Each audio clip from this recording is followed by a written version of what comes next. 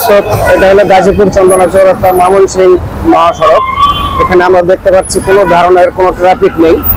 আর Mymensingh road এবং 1900 tower ব্রিজের উপরে কোনো ধরনের কোনো ট্রাফিক না থাকার কারণে কিন্তু তীব্র যানজট সৃষ্টি হয়ে গিয়েছে। দেখতে পাচ্ছেন দর্শক, এখানে কোনো ধরনের কোনো ট্রাফিকের নিয়ন্ত্রণ নেই।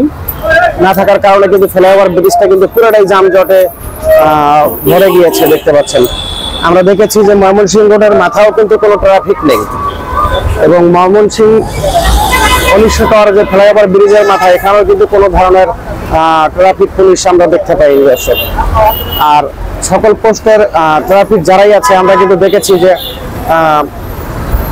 সবগুলো একত্রিত ভাবে বটন গ্যালারি আমরা সকল ফোর্সকেই কিন্তু দেখতে পেয়েছি। এখানে কিন্তু আমরা কোনো ধরনের ট্রাফিকে দেখতে পাচ্ছি না।